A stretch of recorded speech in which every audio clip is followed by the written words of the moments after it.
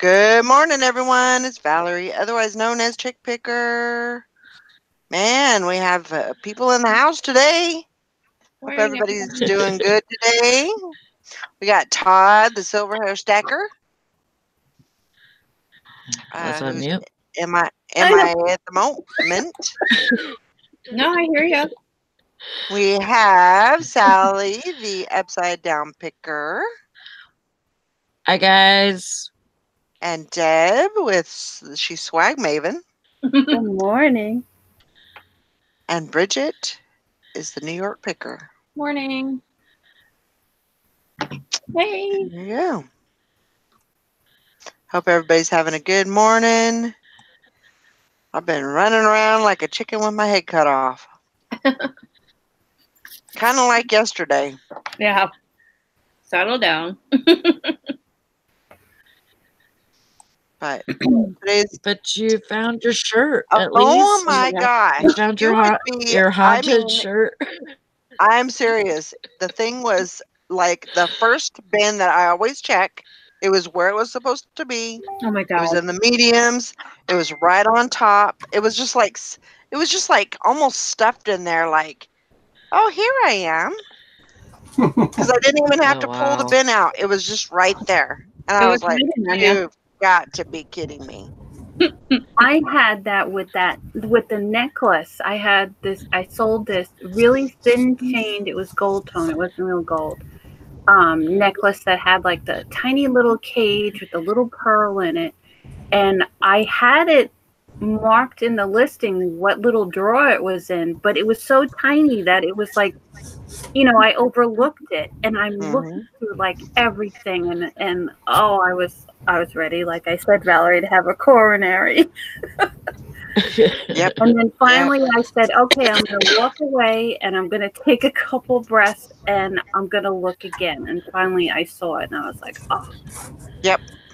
There you are, you little booger. Yep. Yep. We all laughed because we've all done that. I was glad I didn't have to cancel the order. I really did not want to do that. So I hate doing that. Yeah. I mean, I'm okay. I try to leave enough, headway on my account that if I had to do that, I'd be okay. But I hate doing that. I never cancel orders. It makes me feel like such a insignificant seller if I can't keep track of my stuff, Yeah. And it kind of gets me down a bit. Yeah. But I know it happens. Yeah. It happens to everybody. Lately, I would be down all the time. Yeah. Last week, I had sold a pin, and it was a smaller pin. And it was actually like wedged behind another bigger pin. So when I went to move that bigger pin, it was stuck underneath it. And I was like, you got to be kidding me. Why is it I'm putting what drawer it's in, like A9 or whatever, and it's not in here. I thought I was going crazy. Yep. I'm like, I'm not paying attention here. What's up? It's like it doesn't want to go bye-bye. Yeah. And that shirt is I'm glad it's gone. Because I think it's haunted. Now if it comes back, you throw that thing away immediately. I'm burning it. I'm not just throwing it away. I'm burning it. When you posted it in the group, you didn't put anything with it, and I was like, I know. Hey. Yeah, I know. I was like, when I looked at it, I was like, because it let me post it, but it wouldn't let me. It didn't give me the prompt to be able to put a tag on it or anything on it. I know. I was like, I'm lost, and I feel like I got it as soon as she posted it. I knew what she was talking about. Yeah, me too. You found it. Yeah, but and I got the band registered and all that good stuff. So that's done. another. It wasn't really a worry. It was just a, you know, something I had to have the money for, and something that I had to have the time for, and so I wasn't going to do it yesterday. And I was like, you know what, just get it done. Just get it done. That way, you got the whole week to concentrate on listing and stuff. So yeah. Morning, Julie. Good morning, Alyssa. Julie. And Liz and Karen, Hank. Man, gang's all Jennifer. here. Gang's all here. Bring it in, bring it in. BDs are here again. Oh my gosh. Hank, how do you get a bruise that goes that far? She like took a spill on her bike. Oh no. The motor one. Oh wow. Her leg got all bent up underneath, and yeah.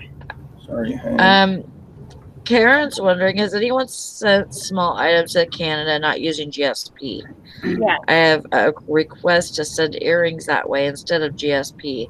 I usually refuse and just say that I only ship through GSP. I've been burned before. Okay, Canada is the only country that I make an exception for. Yeah.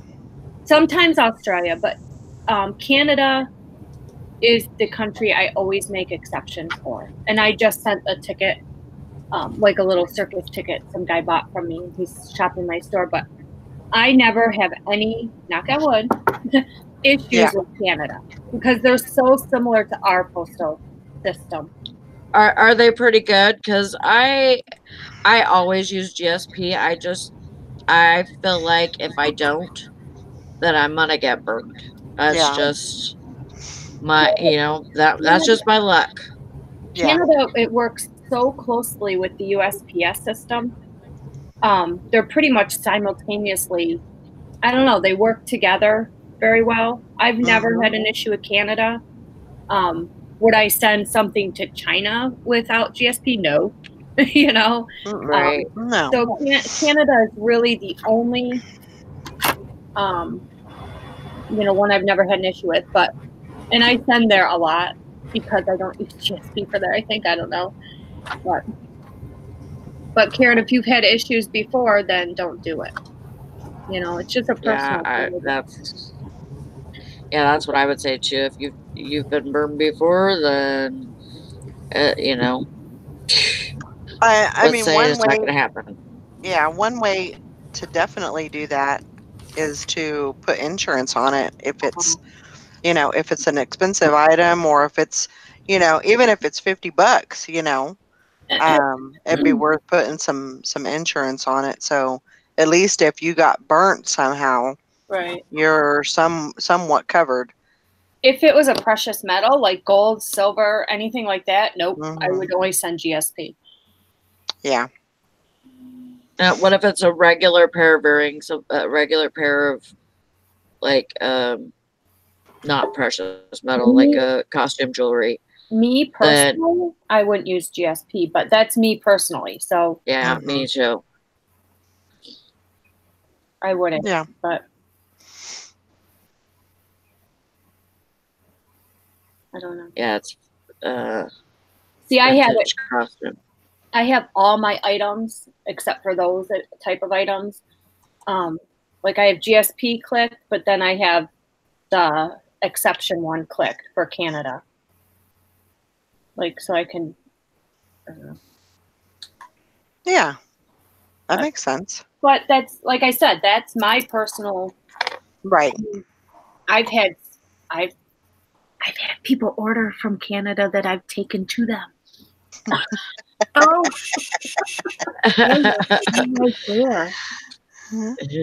They've met me over the border. Like, I'm going to be in town, so. Yeah, because we go to Canada quite often. I mean, not lately, but normally we went to Canada quite often. So, yeah. I'd be like, well, we're staying at the Falls View Casino, so that's where I'll be, Yeah. Right. There you go. But that was just like. send them to Bridget, and then she'll have a reason to go to the casino. That's what she's saying. That's what she's saying. I'm trying to plan a vacation now, but it's getting vetoed pretty bad. Is it? Yeah, I want to go by myself. I swear I will. Well, you know, sometimes that's what you got to do. But if you need a sidekick, I'm there for you, bitch. Okay.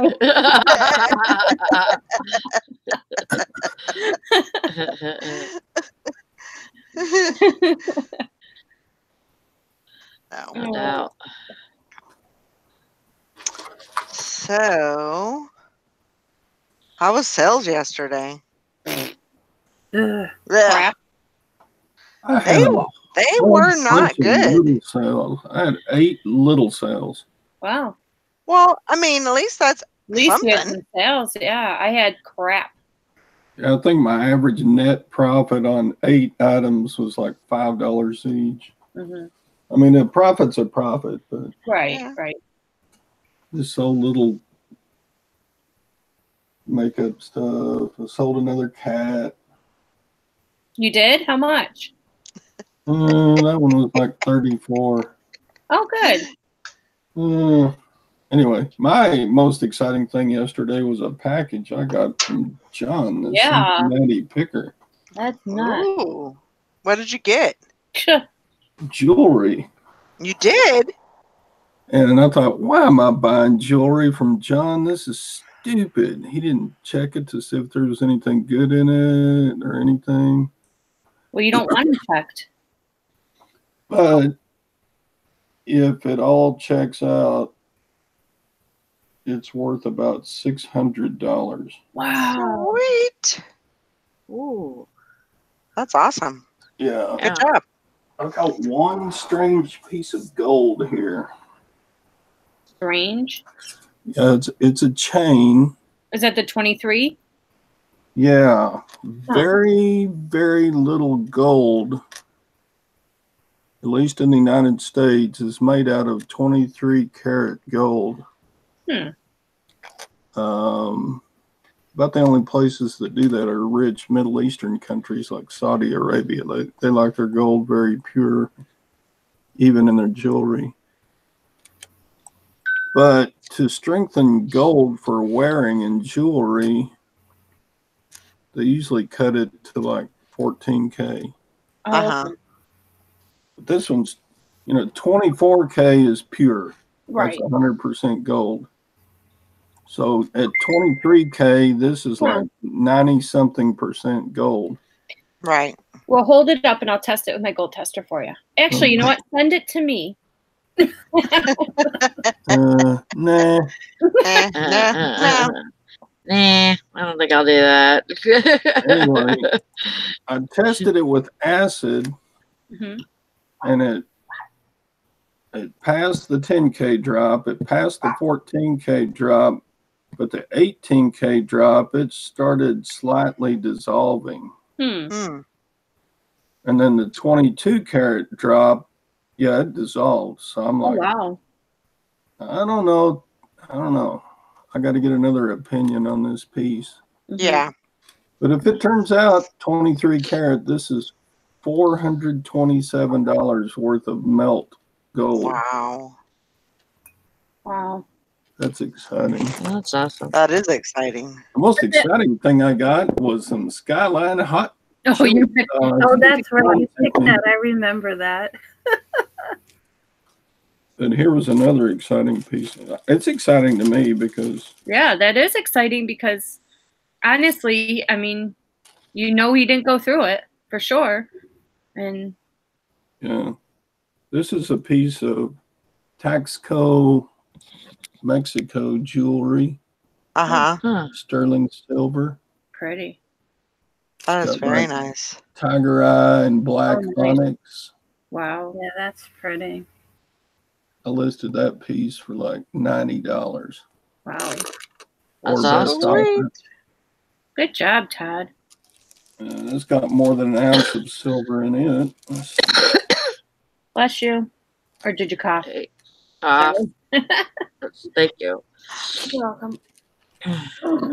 This piece is a brooch,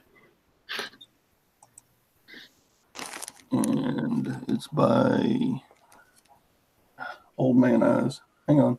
Oh, I think it was Coro, right? Norseland Coro Sterling. Oh, Huh. wow. So I don't think I've ever had a Coro piece that was sterling. Yeah, me neither. How are you saying that? Coro? Yeah. Yep. Coro. And it's got the little name. It's got the little nameplate right there. Wow, I'm surprised about that. Is that short for Coro de Vet or something like that? I don't know. If you look up Coro, if you look up Norseland Coro brooch, you will see pieces like this selling from $40 to $90. I mean, Coro is a pretty common costume piece. Yeah. But I've never seen one like that before. Yeah. And then. But I'm not a jewelry seller, so I don't know. Yeah, you are. No, I'm not. I'm learning, but you sell jewelry. Yeah, I try. So you are a jewelry seller. Okay. There you go.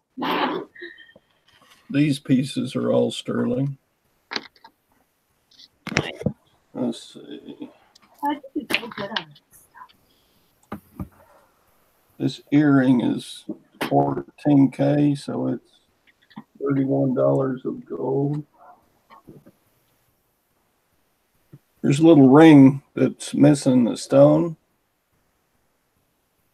but it's 14K, and so it's $56 worth of melt value. Sweet. Here's a little bitty necklace with a pendant. I don't know what that stone is. It's kind of a pink red. Anyway, that's about $32 worth of gold melt. So yeah. You have a good eye for that type of stuff. And then there was a bunch of $10 watches. So slap a battery in them. I got maybe 6, 7 watches here to sell out of there. So that's my story, and I'm sticking to it. Good job, Brad. So who didn't Barry the 5-day flipper? Didn't he do a whole bunch of jewelry the other night? Yeah. I didn't watch the auction. He did, but he had already taken it to a place and they pulled out some pieces, so it was kind of like it was gone through jewelry. You know? Oh. Yeah. Yeah. So it wasn't virgin. No. Yeah, John has stated many times that he doesn't go through the jewelry. He just doesn't have time, and he just doesn't want to. And he usually doesn't pick it up. And he was like, well, like he's been noticing the jewelry jars go really good on the auction. Yeah. So he picked them up. He picks them up when he sees them. Yep. I bet if he knew this $400 necklace was in there, he would have gone through it. Well, that's how you know he doesn't go through it. Yep. Right. I mean. Yeah. If he did, that wouldn't have been in there. Yep. I didn't think it was gold originally because it's a fairly substantial piece for gold. Usually gold is a very thin chain and small piece of jewelry because gold is expensive. That makes sense, though, why you don't see many 24 karat pieces. Because you said it's not strong enough. Yeah, 23 is unusual gold content for the United States. Canada.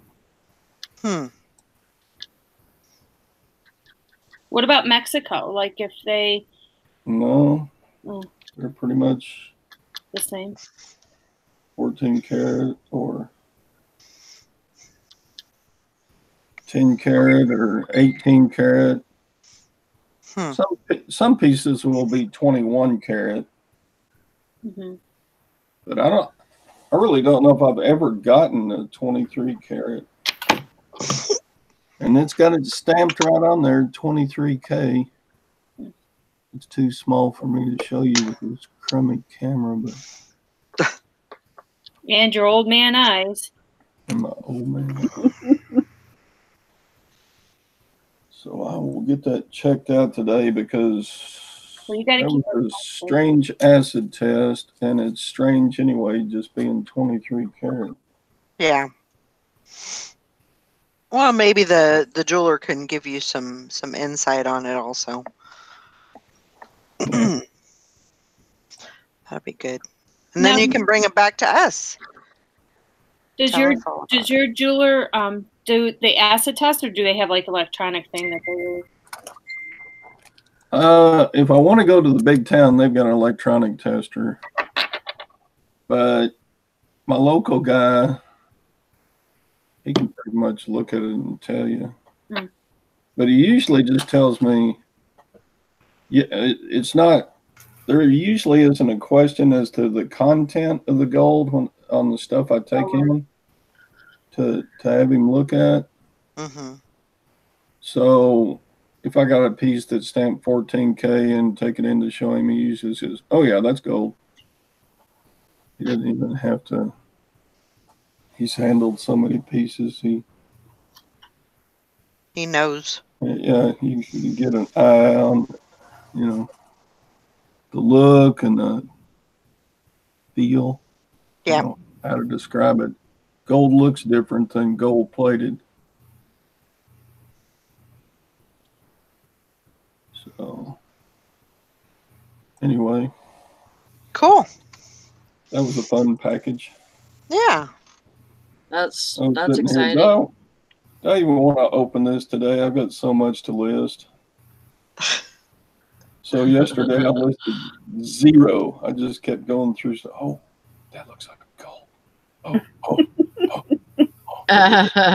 Get the loot. Get the loot.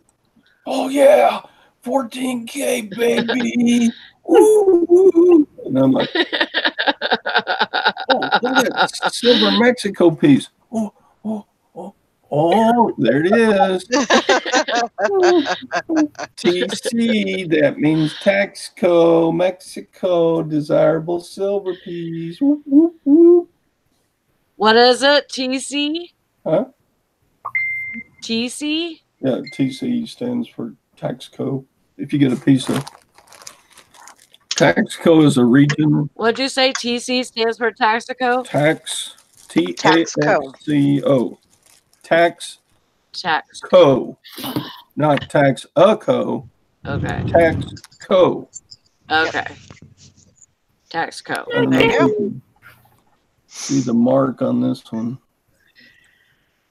It says. I'm looking. It's not very clear, I'm sure. It says Mexico. It says 925, and it says TC. Whatever, TC. And some of them will actually say Taxco. Right. Okay, so do they have it like a T.C. or is it just TC? This one just says TC. And then there's a -264. I don't know what the 264 is for. It could be the model number of this piece that the company was making in the Taxco region of Mexico. Okay. And some of them will have like little marks on them from the person who made it. Yeah. The designer. Those are even more desirable if you can figure out the craftsman that made it.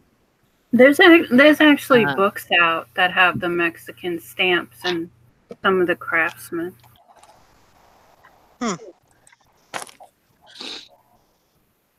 So anyway, and then I got a whole bunch of crappy garage sale jewelry. I'm not even going to bother listing it.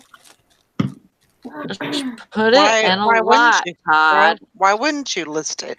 Because he's too good for that stuff. Are you too good? Because I can sell it in my garage sale next month for $1. Oh, well, there you go. There you go. That makes sense. $1 a piece, and don't have any shipping. Don't Yeah. That makes sense. That's what I was. As long as you're not throwing it away. Yeah. Because that's what you did a couple of months ago. You know, not cool. Yeah, you made us jewelry people cringe when you did that. We were crying inside. They were crushed. What did he do? Oh, he took a whole bunch of jewelry that he didn't go through and threw it away. Todd did? Yeah. Well, it wasn't that he didn't go through it. He did go through it, but to him it was all crap. So I was gonna say Todd goes through his jewelry. What do you call these little? You even yelled at him, Bridget. You yelled at him for it. I don't remember. I have an old lady brain, I guess, lately. I yell at little beads. I yell at him for so many things I don't remember. What kind are those, Todd? That probably would have. They look like ivory, but I don't know. Well, if you look at them through your loop, ivory has like lines going through it, and it could be bone. If it's bone, you'll see like it'll have like pores. There'll be pores. Yeah, it looks like dehydrated popcorn, like Hank says. Nikki just muted herself, and I said good morning, and she didn't even answer. Aww. Good morning. I'm sorry. Hi, Nikki. Yeah, they look like carved pieces. I might do the hot needle test on it to see if it'll, because it could be plastic. I don't know. Nikki, I had the weirdest dream last night. I don't know if she's still on. Yeah, I'm here. I dreamt that you were doing a YouTube show, but Gary was doing it with you. And you guys were sitting on the couch next to each other doing this show. That is a dream because Gary won't go on YouTube. I remember saying to Chris, "Oh my God, Gary's on with her." He has gotten a lot better though. I mean, he'll actually talk now. He'll walk. You know, if he knows you're doing a live or you're on a live, he'll walk like across the kitchen, and you'll see him. You know, used to. I mean, God forbid you even seen him anywhere near the camera. You know, I used to have to sit out in the truck. Yeah. Oh my God. Yeah. So I mean, he's definitely got better. You never know. You know, it could be something in the future where I keep telling him all the stuff he fixes. I keep telling him he's got to start a YouTube channel. Because he can build anything, fix anything, absolutely anything. And I said, between you and my dad's brain, I said, you guys would have an awesome YouTube channel. Yep. He won't do it. I mean, like, one time he fixed my niece's furnace, and he's like, yeah, I looked for a YouTube video. There was no YouTube video on replacing this part. And I was like, well, there you go.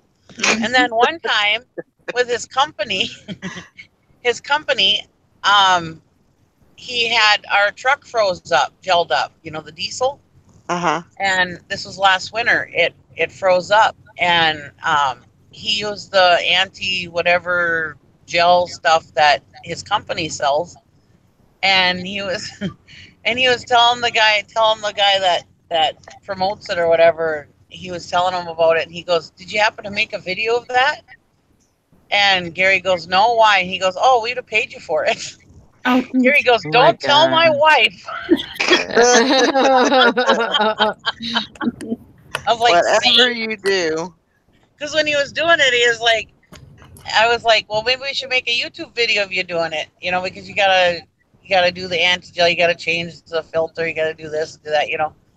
And he's like, nope, don't you dare. Nope. Well, he learned his lesson. The guy's like, yeah, we would have paid you good money for that video for advertising. You know what, Nikki? I would make him a channel, and that way, if he ever got, I mean, you in those situations with him, it's probably going to be very random, very, right now, open it up or whatever. Make him a channel. Yeah. That way, if he ever gets a wild hair, it's there, and he doesn't have to think about it. And I thought maybe my dad, because my dad doesn't mind the camera at all. Mm-hmm. And I thought maybe my dad would talk him into it, but my dad's even like, nope, these are our secrets. Of course he's kidding, but. Wow. Kind of like, I guess you could say it's kind of like a secret recipe or whatever, but. No, it's really not. My dad was just kidding around, but we don't want to tell everybody all our secrets. Yeah. But I am going to try and get all the footage I can of them doing that double stack, though. I think that will be interesting. I won't be able to publish it right away because it's going to be a big advertising thing for our Steam show next year. Mm-hmm. But I'm going to make videos of it and save them because I think that will be something very interesting. I think anybody into that stuff, absolutely it would be. Well, on the internet, people have been asking where that steam engine is, and my husband's been telling them, well, it's my father-in-law's, Right. And people have been looking for it, wondering if it's ever, and many people have been asking if they're ever going to put it back. So, yeah, it's going to be a huge advertising thing for our Steam show next year. Yeah, Liz said she asked if you could keep the videos private, right? And yeah, you can keep them private. So you could go ahead and make them and just keep them private, and then when you're ready to release them, just release them. Yep. Yeah, I'm going to try. They'll let me. Usually when I bring out the camera, Gary's like, get that camera out of here. Good. Well, I had a really good video of going to because usually I go to the scrapyard myself. Well, Gary was off one day, and he's like, yeah, I'll go to the scrapyard with you. So he was driving, and I made a really good video of all the stuff at the scrapyard and showing. I wasn't talking, but I was showing everything that was going on in the process and stuff. And then all of a sudden, he started talking to me. He didn't realize I was doing it. And he started talking to me. He's like, don't you dare put that on YouTube. I don't want my voice on YouTube. So just put music over it. Pick a YouTube music. And he made me delete it. I told him he's got a great voice. Yeah. I like his voice. Yeah, he'll talk to you guys if he thinks I'm not live, but yeah. But he doesn't like his picture taken or nothing. I mean, we don't have any nice portraits of us or anything. He's not into that. Oh, he's just being a weenie. Yeah. I'll tell him you guys said that. He's being a weenie. Oh boy. Oh my gosh. If you don't get in trouble or anything. Yeah, we'll be grounded before we even get started. No, we need you intact. You know what? Just say I said it. So the rest, I'll take the hit. He'll think it's funny. I'll take the hit. Yeah. Yeah, my ex-husband was like that. He went and bought he bought me, and this was really a while ago, one of those Panasonic video recorders, the big one that you put the VHS tape in. And he got it for me to take video of the girls, but instead I took video of everything, and he hated that. He's like, well, you got that thing on all the time. At least you were getting money out of it. That's why you bought it. Yeah. Getting the use out of it. You'd think he'd be used to it, because me and my dad are both camera people. We love taking pictures of everything. I mean, we always got our cameras going, and my dad not so much as he used to, but yeah, when we were growing up and stuff, and the kids were little, the grandkids were little, he always had his camera in everybody's face. Mm-hmm. So you'd think Gary would be used to it, but yeah. He might be used to it. He just still don't like it. Yeah, he gets embarrassed easy. Him Him and my oldest daughter. Now she's a little better on camera than he is. She's not as embarrassed as he is, but yeah. Yeah, I'm getting used to Bridget, but I still don't like her. Oh. Yeah. You're gonna pay for that one. I'll remember that, buddy. You're gonna pay dearly. You didn't even suggest to buy this jewelry from John, so I did that on my own. You did because I can't stay up that late. That one. I can't believe you stayed up that late. But anyway. I was telling Todd and Deb, I didn't know if they heard me, but it was funny before Dwayne's show that night when me and John were on. He goes, the two people that are not into jewelry. I didn't think we'd have any jewelry. You both brought jewelry. I know.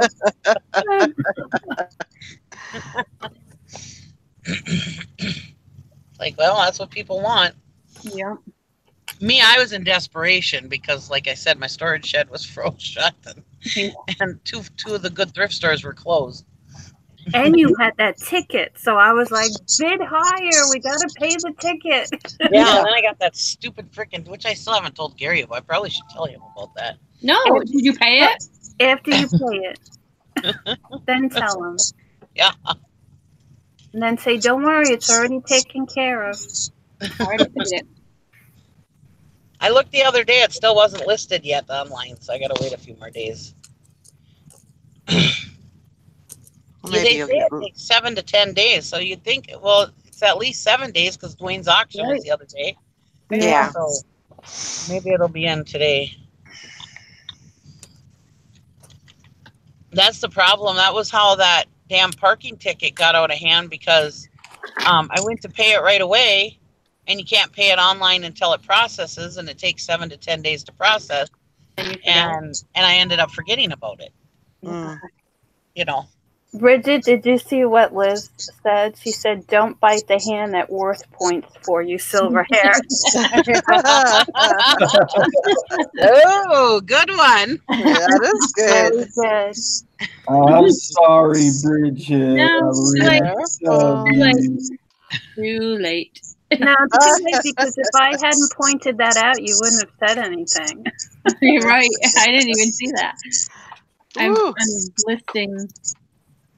That's not a one-sided thing, though. Todd helps her out a lot, too. He does. Yeah. Oh, get it.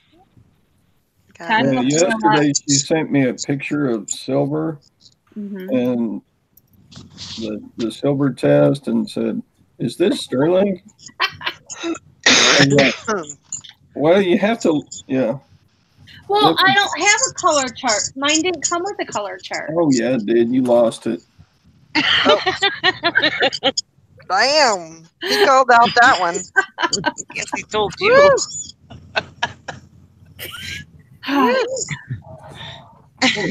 He's sassy this morning. I was going to say, he's pretty feisty this morning. Tom's not here. I just got all excited with gold, man. Yeah. That pumps me up. Got his blood running. There's gold in my veins, Bob. Hey, man, boy. Oh, now he's going to show his face again. Man. Did I? Oh, well. I don't know about today, but yesterday, man, we seen all of you yesterday. All of you didn't see all of me. So I say, if anybody ever finds gold in something I sold, they better send it back because they got the wrong lot. I'm just kidding. I don't think it's all junk up here. I don't see nothing good. And I mean, I don't know anything about jewelry, but not even at the auctions. No, not usually. Well, if I do see, if there is anything good at the auction, it goes way sky high. Yeah. But yeah, anything else? Yeah, it's like the thrift stores and stuff. You'll never find gold in that stuff. I don't think. Yeah. What about yard sales? I don't usually see too much jewelry at yard sales. Huh. And estate sale, and if you go to estate sales, that's sky high too. You know. Yeah, but sometimes, I mean, either you can go on, the last day and get it for half price. No, I say sky high. It's high for me because I don't know anything about it. So my thing is, I don't want to spend too much because what if I, buy crap and it's not nothing, you know. But if you see 14 karat gold, you know that that's good, right? I had no clue. Or if you see sterling silver, you know that that's good, right? Well, I know that from, like, you know, stuff that I do, like candle holders and silverware and stuff like that. Yeah, I know that kind of stuff. But like jewelry, I have no clue. Unless it's marked, that's what I say. Unless it's marked, I have no freaking clue what anything is. Well, yeah. I have a question for Todd, since we're on the jewelry subject. Say you're at an auction, you're bidding on 14 karat gold, okay? And it is, say, 4 grams. So it's worth what, like $95, something like that. Yes. What would you bid up to for that piece? Say it's a chain. Oh, well, most of the time, Mark, if people know it's gold, yeah, I'll go up to at least 80% of its gold melt value. Okay. All right. Or maybe, you know, depending on if it's a desirable wearable piece, shoot, I'll pay full gold melt price. Okay. Like this chain is eminently wearable. Right. If it turns out real 23 karat, it's probably worth even more than the $427 melt.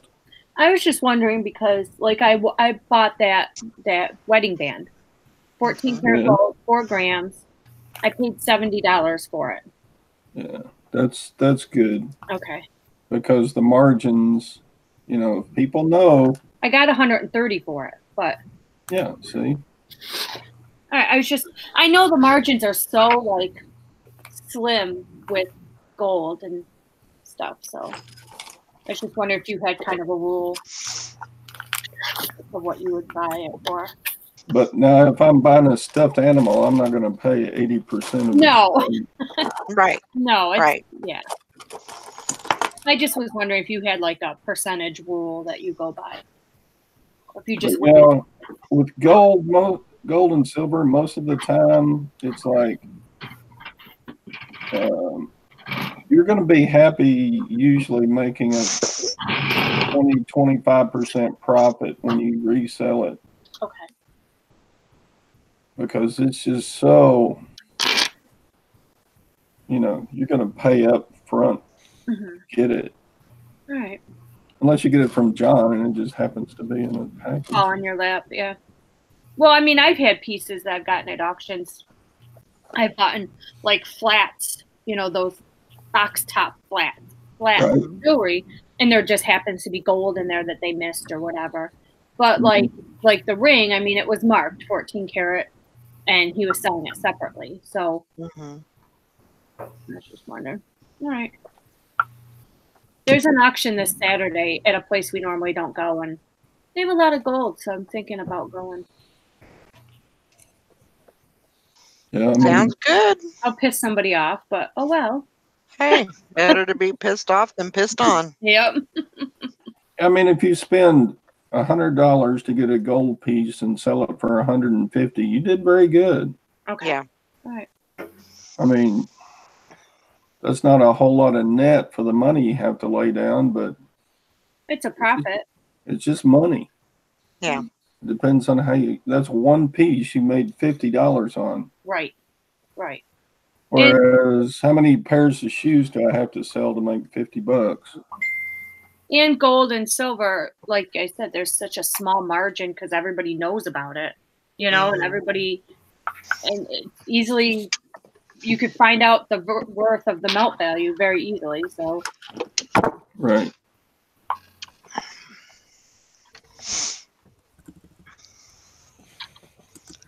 Very true. Deb just sent me a picture of her magnet that she uses. She's like, you can get a bunch of these cheap on eBay. I said, what is it? I didn't even know what the hell it was. I need to buy a new loop. I have several different types of loops, and I haven't quite like gotten one that, like, I have one that I use to kind of see like inside a ring. Inside a ring is sometimes hard. Right. It's like really, really tiny. You can't see. So I got this other loop that I thought would work good. That one doesn't work good either. Todd is showing you the magnets he uses. Yeah, I just go to the hardware store and get a 3-pack of these little disc magnets. Uh-huh. Yeah. And then I stick one on my key ring when I leave to go sourcing. Cool. Oh, yeah, it'll stick to your keys. Yeah. So I always have a magnet with me when I'm out. Yeah, that's a good idea. I have a little purse. I have one of those telescoping magnets for when I do scrap. Just wear it around your neck. Nikki, you laugh. That's what we used for the longest time when we were looking for magnetic jewelry, or see if it was one of those on telescope, because we had it for if we lost, like if Chris lost or my daughter lost a bolt or something when they were working on the car. Yeah, that's what I have it for. It's Gary's that he has in his toolbox in case. That's what we use. See, gold, not gold. Yep. Yeah, I have a little pouch that I carry at the auction with me, and it's got my scale, my loop, a magnet, and now the pouch got a little bit bigger because now it's got I bring my gold tester with me. So. I wasn't gonna tell anybody because it's stupid, but I made a mistake the other day. Because I fixed it, but I made a mistake because you know how I don't have a spreadsheet anymore. Everything's on my eBay where I put, where the item is located, with my SKU number.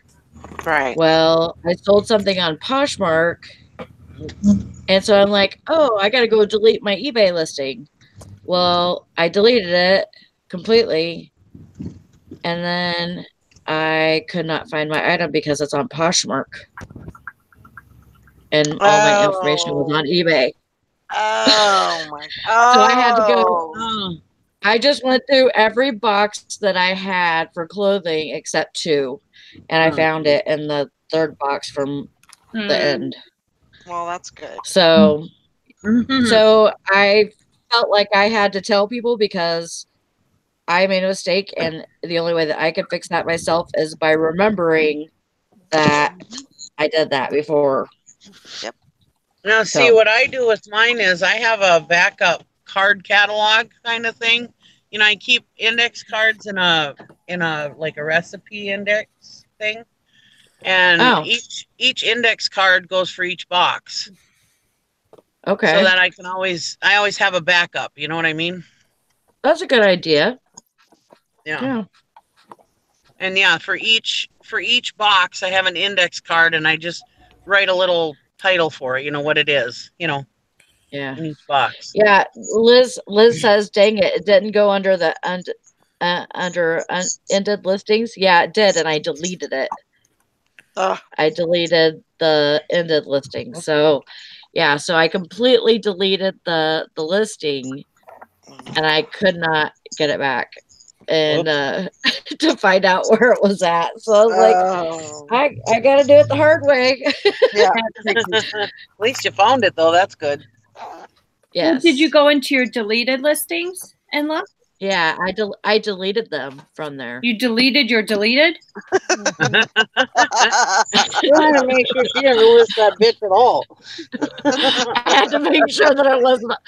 I usually it'll end, and then it'll say unlisted, or what will it say? Ended and on right, and not relisted or something. Right.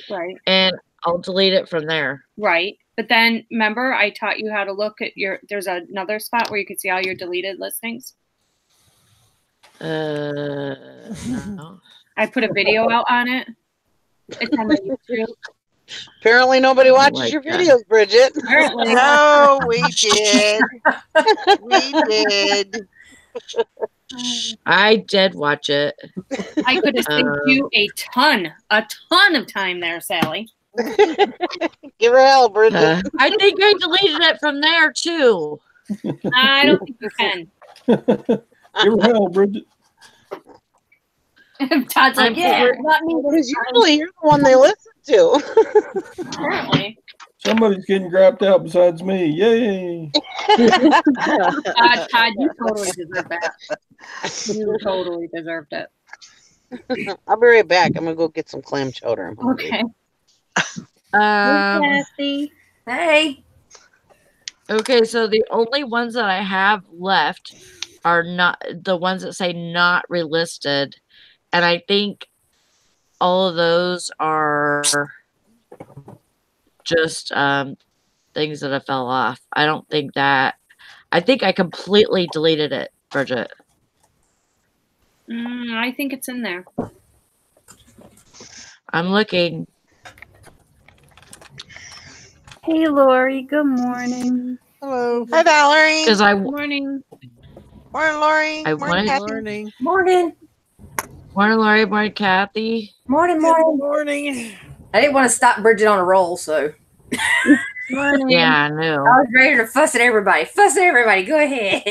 I'm. Get him, girl. And Todd's over there being quiet. He's like, "Oh man, I'm glad somebody's getting reamed other than me." I know, right? I didn't ream you. You would know it if I did.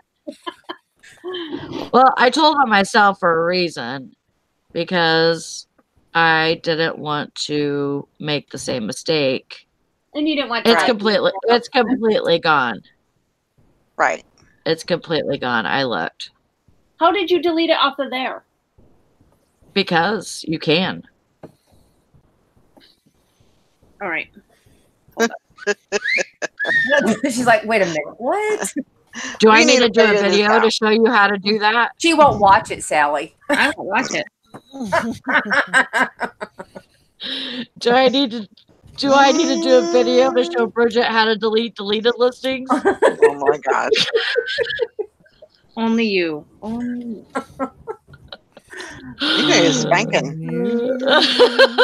I love you so much. Okay, I'm going to end up going to Michigan. That's funny.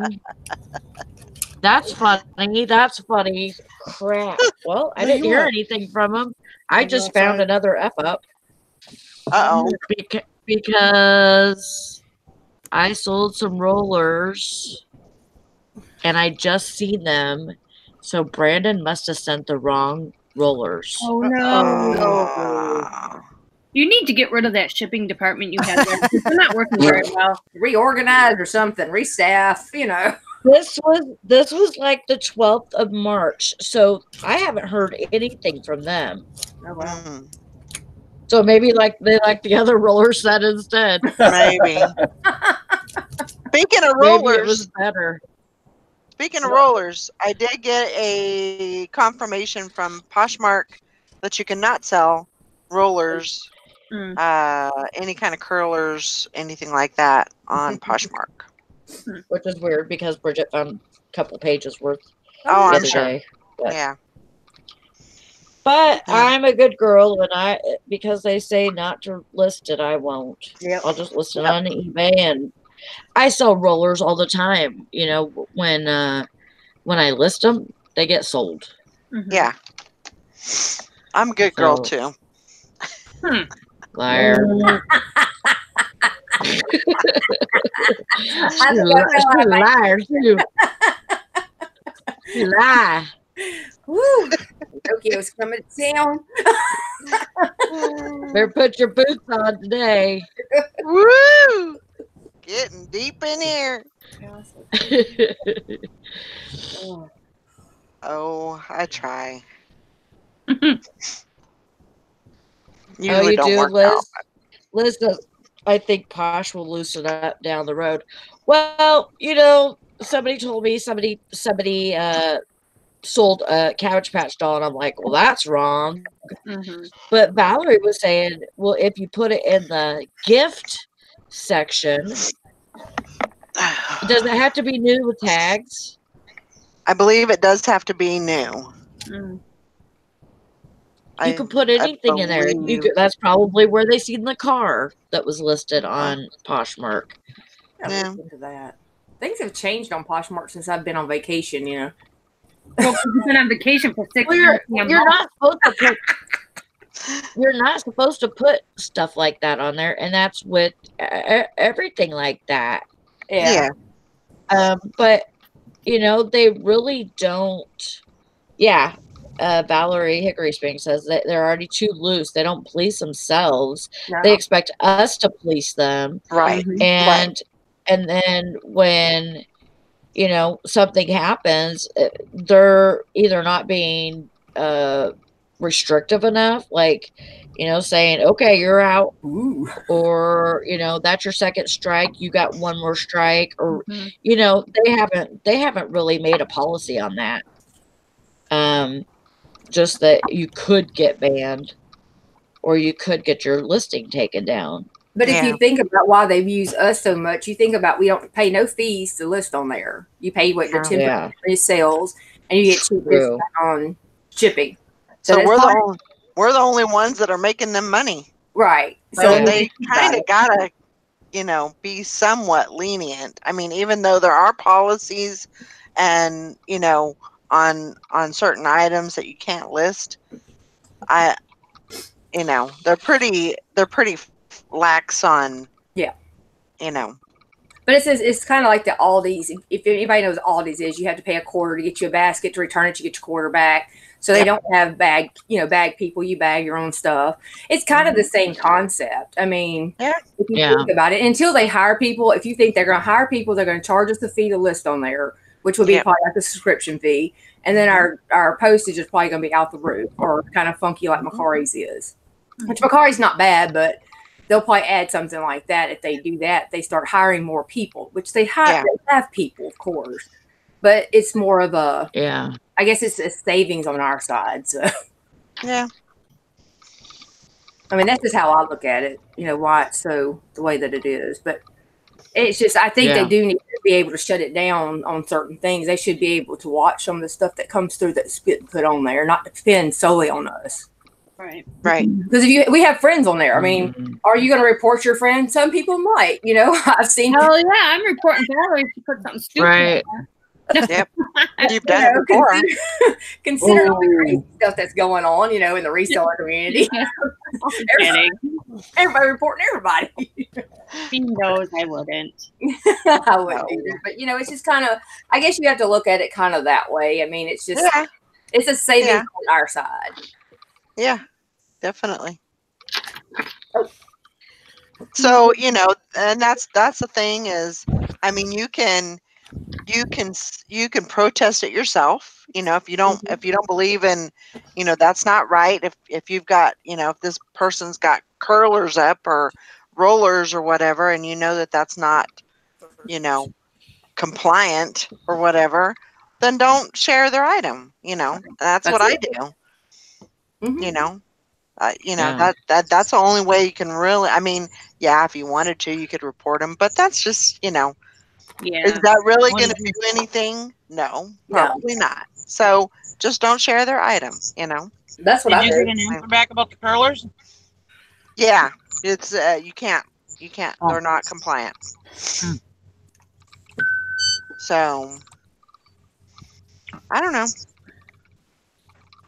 But like I sold a makeup bag. A what? You know, a makeup bag. Well, you can have it's like makeup and hair care tools. Yeah. But why? You can sell purses. Yep. Yeah. Well, makeup bag you could use in your purse, but it'd be an accessory to your purse, is what they can claim. Right. It's so weird that they won't let you sell curlers, though. It is. This is more like luggage. You know, so you couldn't put it in your purse. Right. But I thought it's a makeup bag, so you know. I know it's a makeup purse. And you know, hey, that Cabbage Patch doll could be an accessory. To what? It might match a little girl's outfit, and she's carrying it for an accessory. No, but she's not wearing it. Probably gonna put it on her. No. Oh man. Oh, I know, Liz. Our post office has roosters and chickens in there all the time. They're mailing out roosters and chickens. Yep. If they do livestock, you can forget it. Hey, Anna. I used to pick up chickens every spring. I'm sure you did. What is that supposed to mean? No, literally. You're the chick sticker.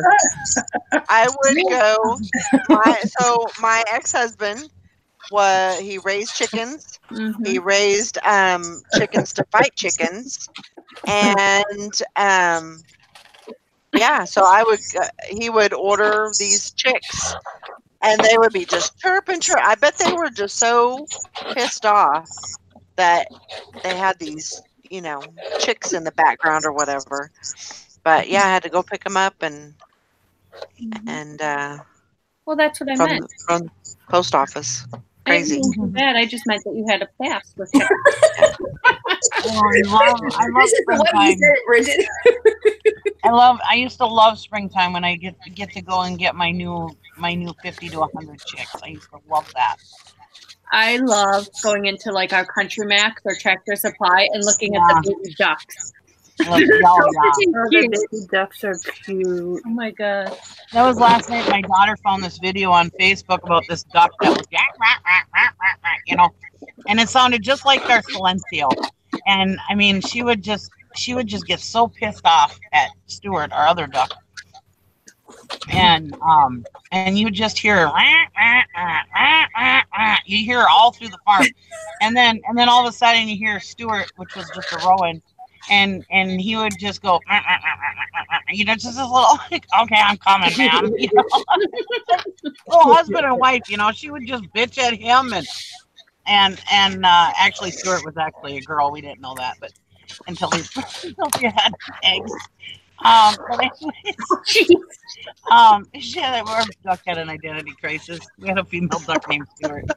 Anyways, oh my god. Well, have you ever seen what you have to do to figure out if they're a male or a female? No. Nope. Don't want her. I really don't want to. Up the chance. I'm good.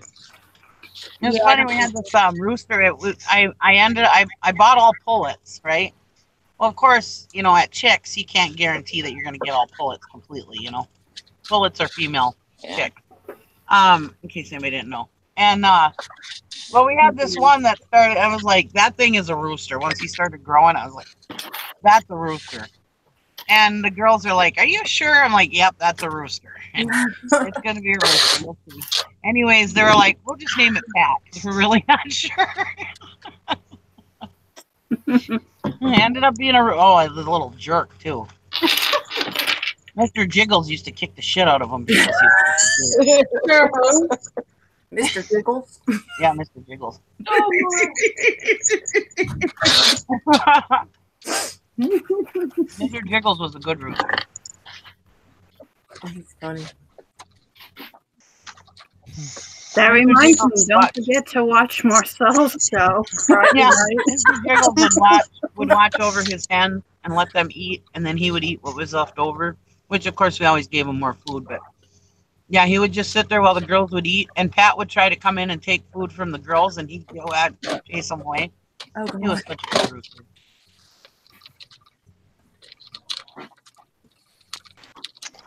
It's interesting. Oh, good. Okay. He just took care of his girls. Pat would practically rape my girls where Mr. Jiggles wasn't like that, Oh, he just did that when you weren't looking. Did he take them to dinner first and court them? Yeah. Well, when Pat started getting his, his groove on, I guess you'd say. All of a sudden, my girl chickens my hens would have feathers missing.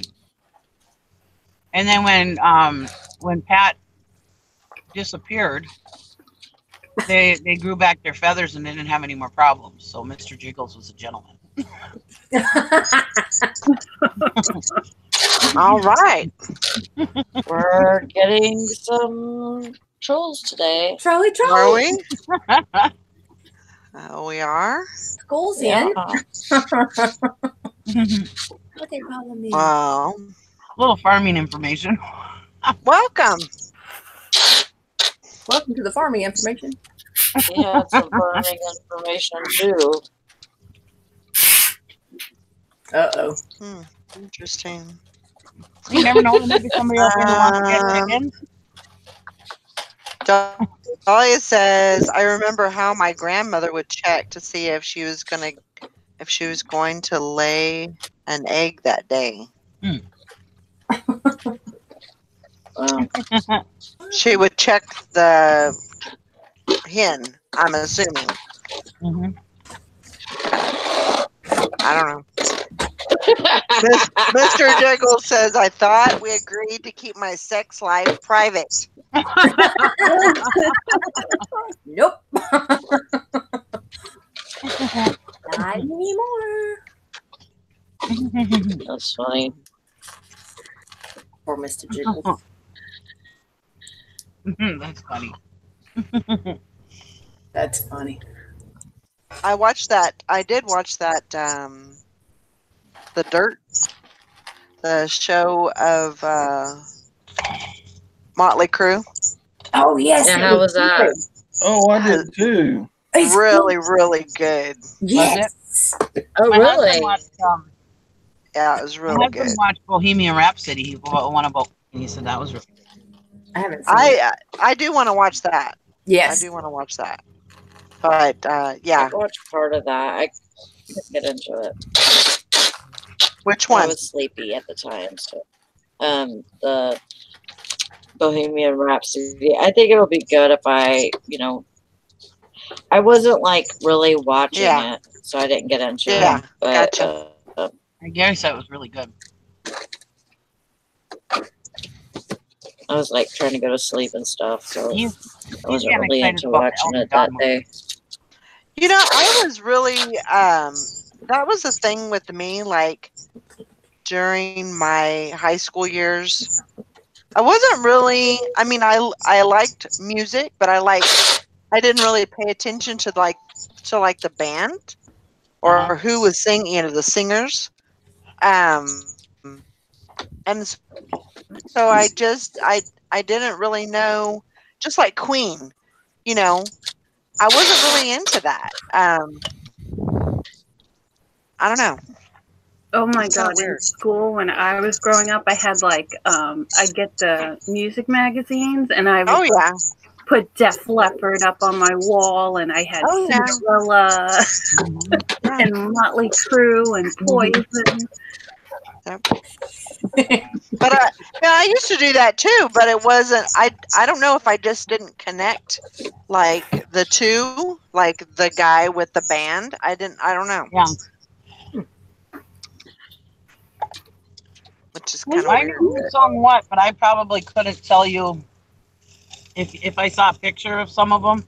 And I know music really well, but I probably couldn't tell you who's who if I just looked at them, except for Bret Michaels, of course. Yeah.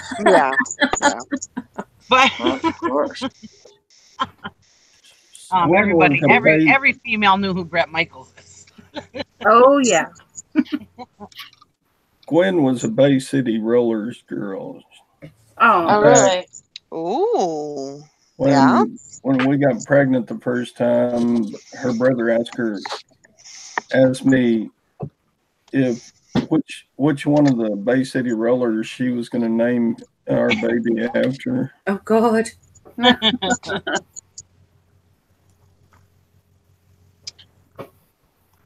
to decide what I should do.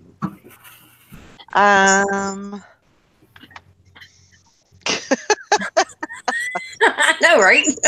What? Hickory Springs. Well, I took a phone call and come back, and Valerie's saying something about her sex life. Not my sex life. It's your jiggle. That's Dixon. I told her she couldn't leave Go, the Valerie. Can't ever leave.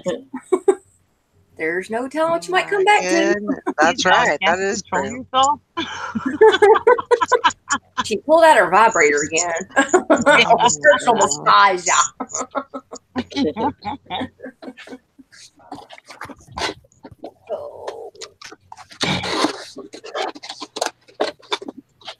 Careful, try to start bleeding, y'all. So, Sally, you got to go to work tonight, right? Yeah. Yeah. And then you start your 5 or 6 or whatever it is? Yeah, I'll figure out what it is tonight. I didn't have them give me my whole schedule, but I should be able to look at it tonight and see what I got to work. Yeah. I thought you were supposed to be getting the weekends off or something. That's no longer. Nope. That was very short. That was very short-lived. Yeah, I think it was like a week, wasn't it? Yeah, something like that. Sarah. I was just going to say, they were watching in the chat. Where the hell are they? Why aren't they on here?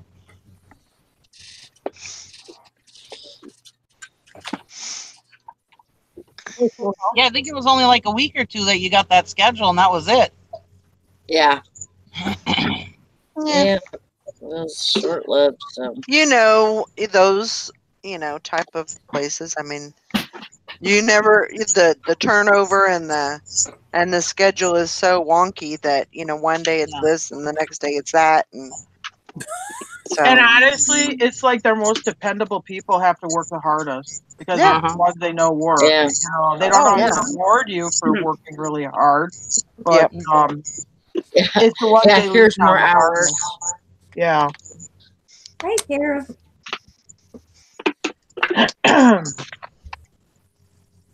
How you doing today, Tara? It's another day on planet Earth. Nothing very exciting. I hear you. I hear you. Yeah, she's motivational today. Hey, I worked hard yesterday. We loaded a moving truck 3/4 of the way full, and then I went and listed last night till like 11. Oh, wow. And I'm like, I better go to bed because otherwise I won't be able to get up in the morning. How much more y'all got to go? Not much. I mean, that's getting pretty empty in that storage building. I got a little bit in the front and some stuff in the house. And then our eBay inventory, I'm trying to do that like one of the last things to go down, but not too much. I mean, we'll be out of here in June for sure. Off of this, we'll have some outdoor stuff, like probably like a couple boats and stuff like that to pick up. But that's on that land I still own, so I don't have as much pressure. Like, I want to be out of here at a certain time. Because I want to get back my escrowed money and I want to stop paying rent. Exactly. I want my money and I want to stop paying rent. That's right. Me too. I don't blame you there. No, not at all. No. I can't believe that you waited this long to go down there. I mean, I know you have a lot to do and stuff, and your son and everything. But let me tell you, boy, I'd be like just antsy to get down there. My new house, my new life, I would be. Oh yeah, Jim hates coming home because it's like a new toy. He wants to sit down there and play with it and do stuff with it and stuff like that. I'm with him. I don't blame him. That's the way I am. I mean, we got our place. Our place. We bought the place behind our place before we got this one, and when I first drove into the driveway, it felt like home because we had to drive through their driveway to get to ours at the time, and we were gonna have to put in a new driveway. Well, anyways, I called him and I said, "Is this because it always looked kind of abandoned when I went there? No, it didn't look like anybody was living there." And I was like, "Is this place available for sale?" And he goes, "No." He goes, "But I might be doing a foreclosure on it." And I said, "Well, let me know if you do because I want this place." Yeah. And so a couple months later, all of a sudden he called me. He said, "Yeah, we're going to do a foreclosure on it. It takes this long to do it, blah, blah, blah." And they were on contract for deeds, so it doesn't take as long to do a foreclosure. Anyways, he says, you want to meet up? We'll do the paperwork so it's all ready to go when it's finalized. I said, all right. So we met him. We did the paperwork. And like a month later, he called me and said, "Okay, it's all. I just got out of the courthouse. It's all done. It's all yours. You can go change the locks." And I was out there that night changing the locks. And I told Gary, I said, "I want to be out there as soon as possible." And I was out there within a couple of days. Yeah, that's the great thing about for the person selling the property, not necessarily the person buying it, but it's much easier to foreclose on a land contract property than what the bank has to go through to foreclose on a house. Yeah. It's a lot faster. I mean, for a land contract property, you can have it foreclosed in 30 days and done. Yeah. Yeah. And we had a bunch of snow out there, and nobody had been plowing the driveway. And Gary goes, well, I don't know if we're going to be able to get the driveway plowed to get the pig in, the gas pig, you know, for them to deliver the gas pig. I got my nephew, and I brought him out there. He shoveled. We plowed most of the driveway as far as we could without trashing the plow because it was all frozen, you know. And then he ended up shoveling most of the rest of it. And then he shoveled a nice area for the pig to go in.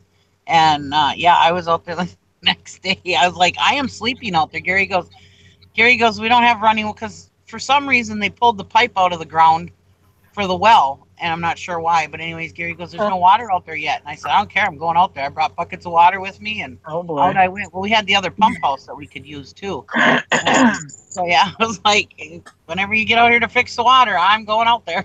Oh boy. I didn't have no bed or nothing. I was sleeping on my hardwood floor. Oh my god. Oh my god. I'm going to my new house. Bed down there. My king size bed is set up in my room, so when I go down there next week, I'll be sleeping in comfort. Nice. Sweet. Oh yeah, if I got a new house to go, I'm gone. I couldn't wait to get out to the country. Because at the time we were living in a Jim trailer said this morning, we were riding in town after took Brandon to school. He goes, you know what? I'm so done with this. I'll be happy to be done with it up here.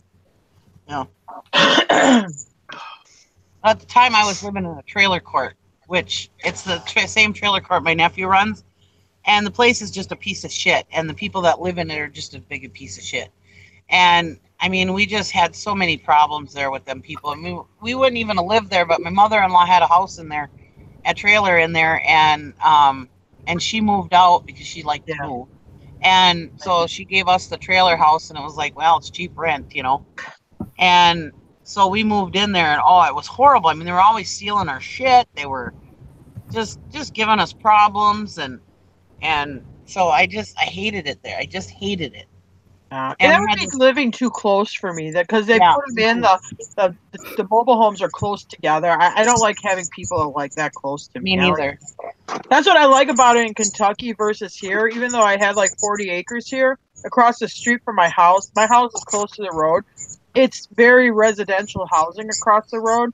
Down there, across the road, I'm surrounded by cow farms and hay fields, so I don't have any houses very close to me, which is nice. I like that. Nikki, when I first got out of school, I got my first store manager job. This town they moved me to, one of the first places I looked because I wanted a guy I worked with told me your rent shouldn't cost you more than 1 week's salary. So that's how you should do it. 25% of your income should be your rent. So I'm like, okay, so I'm looking for a cheap place to rent. So I go to this trailer court, and the guy's showing it to us, me and my wife. He's showing it to us, and he's like, yeah, there's some bullet holes, and we're going to get these fixed. Because a guy in a neighboring trailer got in a fight with his wife and tried to shoot her, but the bullets went through his trailer and into this trailer. He goes, but he said it's a numbers game because he says, what's the odds, this trailer's going to get shot again? It's like lightning. It doesn't strike twice. I get out of there. But Amy, my wife, she's like, no. It was like $150 a month. It was ridiculously cheap, but I guess it wasn't worth dying for. Well, if you can handle being that close to people, I'm not trashing trailer park living. I mean, it's cheap. It's cheap to live in a trailer park. It's awesome. I mean, I loved we were paying like $400 a month for lot rent, or whatever. Well, there are excellent trailer parks out there. I mean, there are trailer parks. I mean, they're landscaped and just look beautiful. This was not one of those. This was this was the one that the units are 40 years old and it's really run down. No, there are definitely very, very nice trailer parks. And we're not the kind of people that can live close to other people because our dogs are going to wander off of our property and go on other people's property, and then you get people that got to stick up their butt, and then they get all pissed your pants about it, and then you end up having problems. But I mean, we were paying like $385. And all we had to pay, the only bill we had to pay was electricity on our phone. But But yeah, it was like, and we didn't even have to pay for garbage. That was included too. You know, like you can't live anywhere cheaper than that. You know, and all my friends were paying like $800 to $1,200 a month for rent. You know, in apartments. You know, so I mean, it was, you know, it served its purpose. But I couldn't wait to get out to the country. Oh my God, there was our neighbor. He had a stock car that he was working on. So every Saturday and every Sunday, he'd rev that thing up in the morning, like 7 o'clock in the morning. And I mean, it was just pissing Gary off. Well, then one time after I had a knee surgery, one of my knee surgeries, we had surround sound. I don't know why we had surround sound in a trailer house, but we had surround sound. Anyways, well, we had the surround sound on, but we had it low, you know. And it was after 10 o'clock at night. Well, my daughter, Amanda, was only, I don't know, she was in elementary school at the time anyways. And I asked her if she would turn the surround sound down because everybody was going to bed. And she accidentally turned it the wrong way and ended up turning it up. Well, she hurried up and turned it back down. Well, just for that split second that it was up, the neighbor who had the stock car, well, he lived with his mother. Well, she called the cops on me.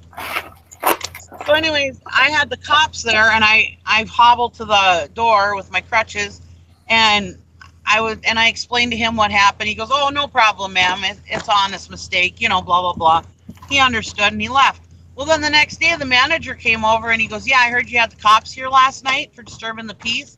And I explained to him what happened. He goes, "Well, don't let it happen again, or you'll be out." Oh, boy. And I was like, "Really?" I said, "Well, maybe I should start calling the cops on him revving that goddamn stock car early in the morning then." You know, I mean, I never complained. I never called the cops on the guy. I never even went over there and told him, "Hey, would you just knock it off? You know, wait till 8 o'clock or 9 o'clock, you know?" Yeah. I never did anything like that. But one time I make some noise and they call the cops on me. I was like, yeah, I'm ready to get out of here. Yeah. Because I'm not a person that people call cops on. You know, I mean. Well, and I don't call cops out. You know, like if you had a junky car on your property, it wouldn't bother me. I'm not going to report you to the county or call the cops on you. Or if your dogs are barking, I'm not going to call the cops. It's just how I am. Because I figure that's your property. You pay to own it. You pay the taxes on it. That's your domain, and you should be able to enjoy it. But I don't like it when people infringe on my rights and my domain. Mm-hmm. Yeah. Mm. Yeah, I couldn't. Oh man, I couldn't wait to get out of there. I was like, if you have to leave everything behind, I don't care. I'm going to my home, my country home. I was like, I don't even care. That's what I will tell you that. Where we bought in Kentucky, way better than Wisconsin. Like here, I mean, if you have more than one car that doesn't have a license on it, they'll turn you into the county and all this other bullshit. Yeah. Down there, it's like, no, you don't understand. You live in the country. You do what you want. I'm like, oh, good. I've met my people. Yeah. I would totally fit in down there, too. Oh, my God. I've met my people. Yes. Junk cars, animals. Yeah. Awesome. I wouldn't have all them problems with the insurance company like I do, huh? No. Well, I'm going to tell you this. We got real good insurance. We got real good insurance down there, real easy. And like our house is vinyl sided, but up at the top, it's going to need to get painted, which we're not going to get done till we live down there. It's got like that brick-brack up on the top and the paint's peeling. I had a house up here I sold that I inherited, and the trim needed some paint. Not that it was peeling, but it was faded, and the garage door needed paint, and they didn't want to insure it because of that. Down there, I mean, they're real super easy going. I don't know, unless it's a Wisconsin thing, but yeah, they're a real pain in the ass for insurance up here. We got Kentucky Farm Bureau. Yeah. And they're real good about, I mean, they're just normal. It's like insurance used to be. Yeah.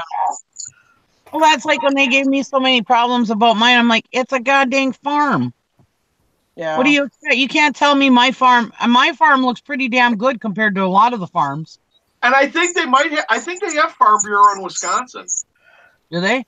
I think they do. Well, I think your parents have it in Florida. Don't they use Farm Bureau? Yeah. I mean, I will say that Farm Bureau was really easy to go. It's kind of like a co-op. It's kind of like a co-op type. The one thing, though, they won't value your building like outrageous. Like our house, they only put for valuation of $50,000 because of its age. Yeah. Where a lot of these insurance companies, because they'll insure your house for like 150. I'm like, well, Jesus, that structure ain't worth more than 50, you know. But they want to insure it for like an outrageous number, which Farm Bureau won't. They're conservative on what they evaluate the stuff, but it's reasonable insurance. At least they'll do it. At least they'll insure it. You know, they won't be up your neck for a little bit of peel and paint. Yeah.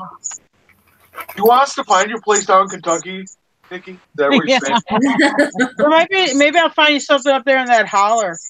Down the road from each other. Tell my husband we're moving by Jim and Tara.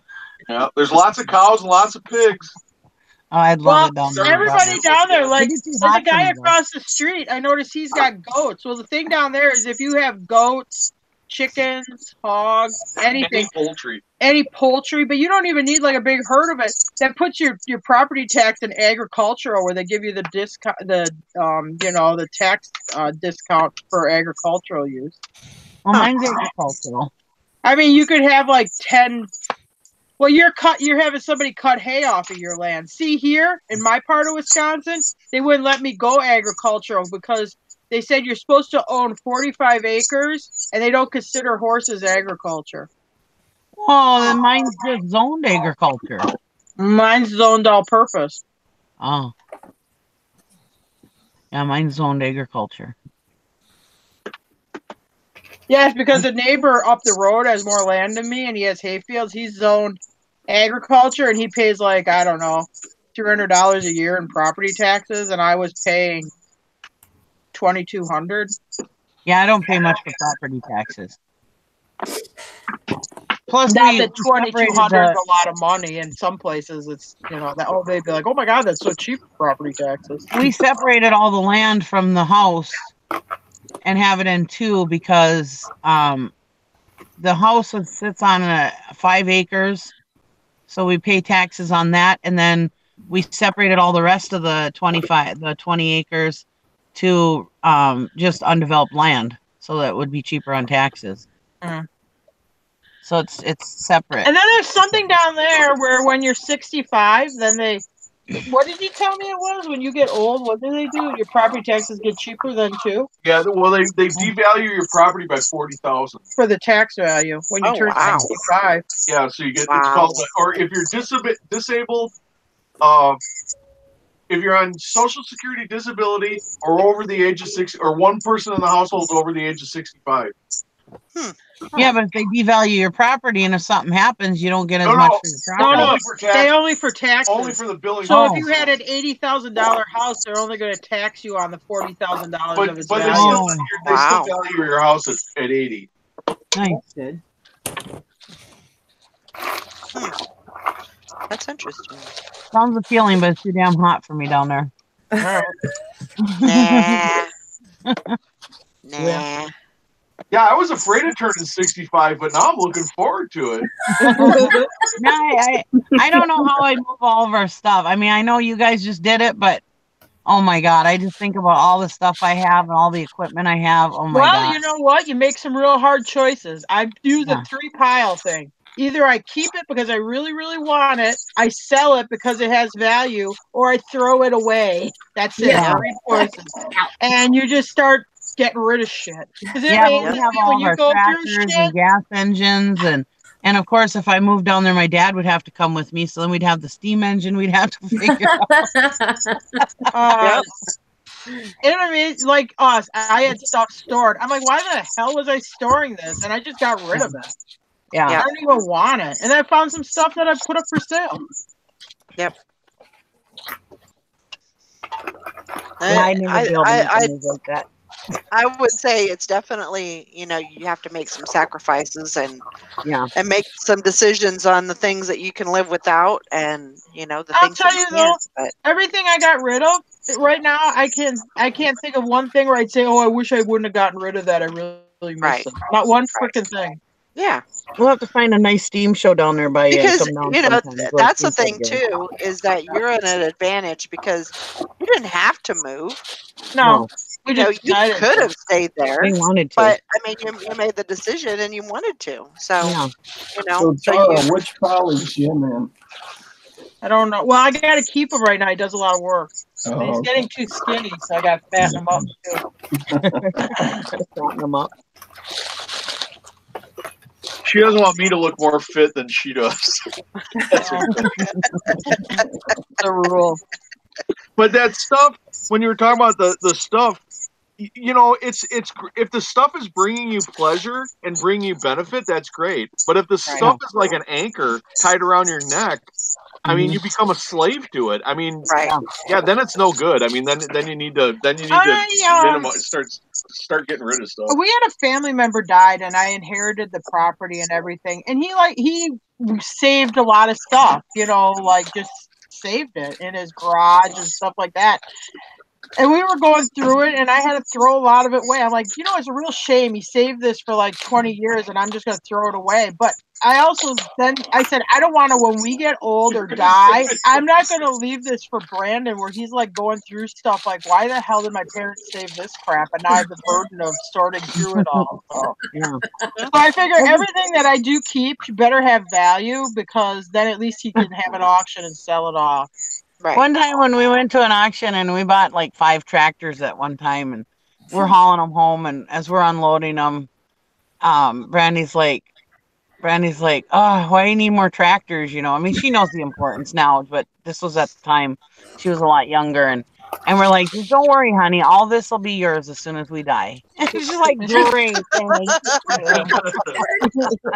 thanks a lot, Mom. Now she's not a teenager; she's an adult. She knows the value of the stuff, and she appreciates it actually. But you know, yeah. Don't worry, honey, it'll all be yours when we die. Well, that's like all my dad's stuff. I mean, my dad has got stuff upon stuff upon stuff, and I'm a collector too. So we've got, you know, my dad's slowly moving his stuff out to my farm. He's like, well, it's going to eventually end up out here anyways. And I'm like, great. You wouldn't believe the stuff you have. I want to keep. When we moved to the house, you know, and the new house, and so, yeah, I was like, it was like, I think it was like January. I mean, it was freezing cold, and they shut us off. I couldn't believe it. Yeah, because the winter moratorium here is such big news that it makes the newspaper like, you know, winter moratorium ends April 15th, you know, make your payment plans or whatever. Yeah. Because everybody's independent contractors up here. So everybody's limping through the winter before they start making money. So nobody's paying their power bill through the winter here. Yeah. Yeah, I couldn't believe it. I was like, so then I called my dad. I'm like, can you pay my electric bill for me for 2 days? He's like, yeah, no problem. And they ended up charging me $40 to come out and turn it back on. They were like, well, we're not going to come out tonight. We'll be back. I need, you got to come out tonight. It's freaking cold. I need my furnace running, you know, the blower running. I think we're back live. We have a digital. Now. I think we're live again. Digital. We're live. Yeah, we are. Offering. I went one year when I was single. There we are. I went to that Hodag Country Fest, and I was there for like 10 days. Was going to pay the power bill before I left. Forgot. You know, I come back with the motorhome. I'm like, all right, going to relax, watch some, you know, Sunday night TV or whatever. Walk in the house, flip the switch, nothing. What the hell? Hey, nothing's working in here. Oh, yeah, and I called up, and they're like, oh, yeah, we'll be out there in 2 days. Yeah. So I had to get a little Honda generator. I take my groceries, what I had in the refrigerator, had to take it into the office, where I put in the office refrigerator while I'm waiting. Oh man, you should tell them your other power shutting off bill. Were you fighting with the guy? That's oh, I don't know. No, that one's too much. Well, it's not. It was my ex-wife told me that she'd paid the bill. So I go out there, I'm in the driveway talking to a guy who's about to pull our meter. And I'm like, no, we paid, blah, blah. And then the guy's like, well, he calls the office. They say no. And then by now, my ex-wife she's then my wife, comes out and she's standing there. I'm like, I look at him, now tell the guy you paid it. Then she just looks down at the ground. I'm like, oh my God, you got to be, this is not happening. So then I look at the guy, she lied. And then I look at the guy, now the guy's looking at me like, ugh. He's like, you were getting all like stern with him. Oh no, yeah, I was cussing him out. Oh yeah. So the guy's like, because I thought it was paid. So the guy just looks at me and goes, tell you what, let me call him, let me see what I can do. How long would it take you to pay this? I go, I can have it paid in 2 hours. He's like, oh, okay, well, let me call him up and tell him. Wow. I felt like such an ass. Oh god. But anyway, oh well. Yeah, they don't even have to come out and turn it off or turn it on here. They just do it remotely. Yeah. Oh, they do. They still come out here because, like, you'll see them like in our area, and everybody's like watching like where they're going and stuff like that. And it'll be some woman with a hard hat on. She'll have a token hard hat on, which I don't even know why. It's not like she's like working on power lines or something. Yeah. She's got this token hard hat, just walking around with a clipboard, and everybody's all like dirty, like looking outside. Yeah, they actually physically pull your power meter off, and then they put some kind of block in there, and then put your power meter back on and seal it. Oh. And that's what's got your power shut off. Because they did that to us here. Tara had paid the bill, but paid it and made a payment arrangement. But luckily they record your phone calls, because that's how they found it. Because she calls them up and they said, nope, we ain't got no record. And Tara's like, I swear. They go, well, I'll have to check the recordings, but that'll take a couple hours.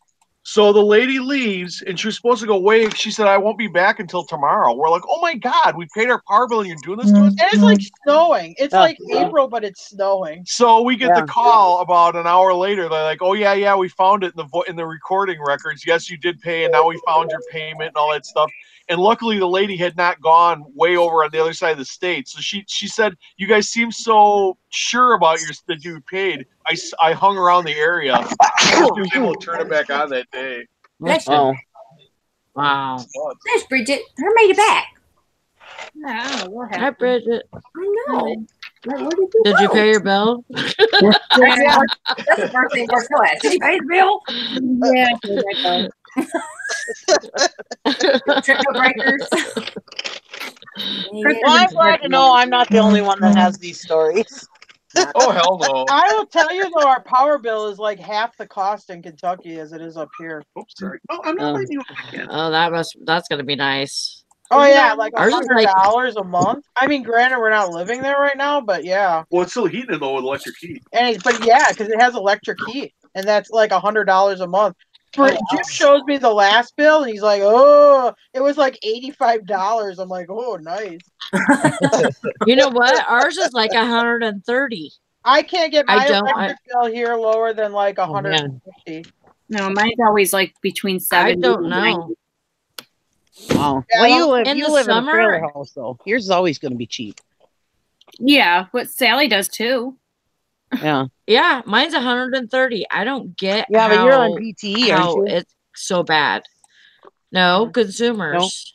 Oh, consumers? Oh. Yeah, I can never get mine below 100.5, and usually even in the summer, without air conditioning running, usually it's about 165 to 170.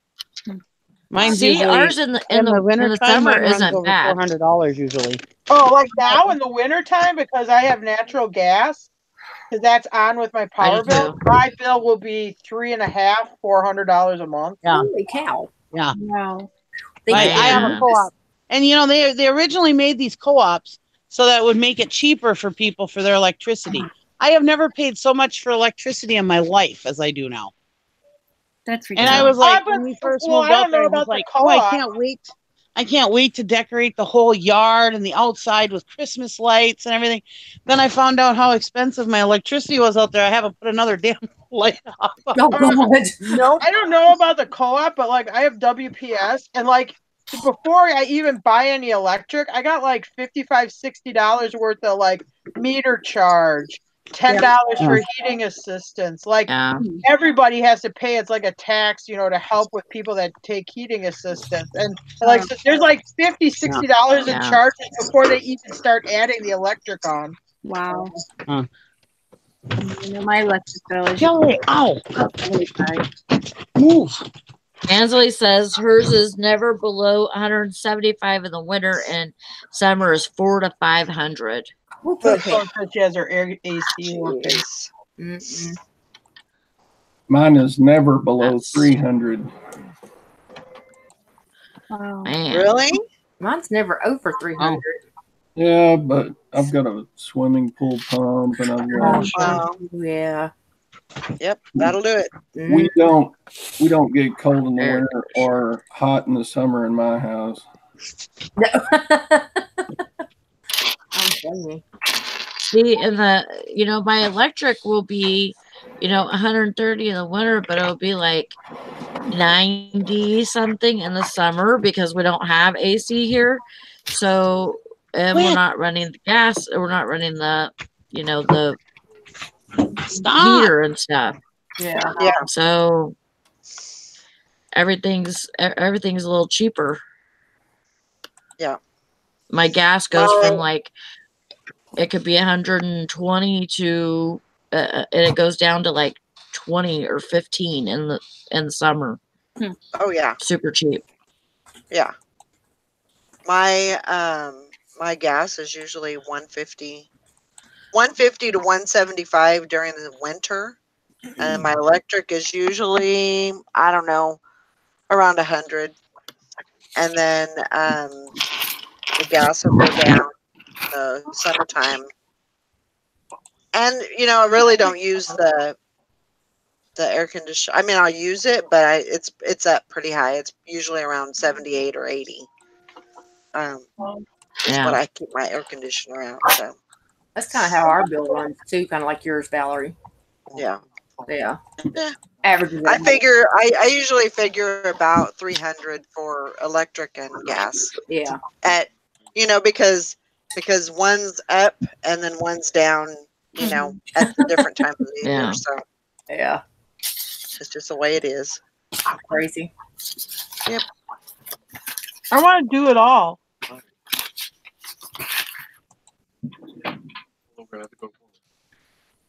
Yep, it all levels out. The other one. Yep, very true. I think I might try to go penny shopping today. Ooh. Is there some good stuff out there? No, I can't switch electric company. Did you see the brown dot thing, Sally? Huh? Did you see the brown dot thing? Everything The with what? brown dot. Brown. Oh dot. yeah. Okay. Yeah. Yeah. I think I'm gonna go to Roscommon though. Oh, see if I can. Yeah, see if I can score over there. Since I heard it's such a mess. That could be a good thing. Yes. It's messy. If they don't know where their products are to pull them, then there you go. I'll find them. I'll help you. I'll help you find them, buddy. Yep. Yeah, we can't choose our electric company or gas. I guess I don't care. Yeah, we can't choose here either. They have like Nikki's talking about, like co-ops or something for the gas, to where they're supposed to make it cheaper. But I find that it's not, and they bug the crap out of you during that. Like, there's like a season where they will, like, every one of those places will come up to your door and want to talk to you about their their company or whatever. And it's like, I'm not doing this. Sorry guys, if you want to send me something through the mail, do that. I'm not gonna sit here and have a freaking conversation about this. You talking all your meter talk and shit. I don't understand any of that. See, they can't do that here. We have a no soliciting right out front. Right. Really? Yep, they're not allowed to come in here. That's good. Yep. That's Oh yeah, that is good.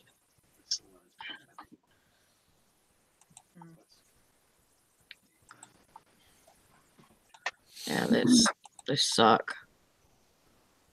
All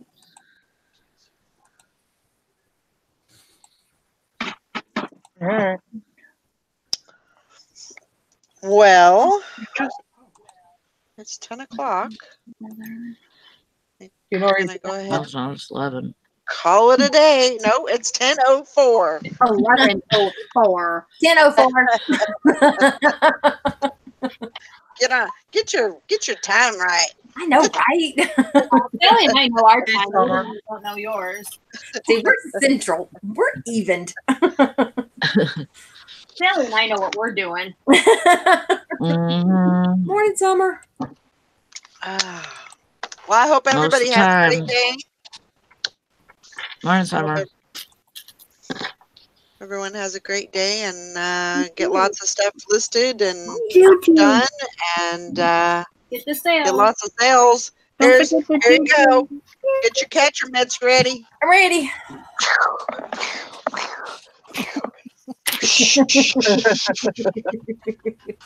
There you go. Thank you, Valerie. I felt like that. That's not appropriate. Anyway. Get you a whole that stuff. Never mind. If you watched, okay, here's a little tidbit. If you watch the dirt, you'll know exactly what I'm talking about. Anyway. Okay. You'll know. Anyway, I'm going to let you guys go. I hope everybody has a great day, and we'll talk to y'all later. All right. Bye, guys. Bye, guys.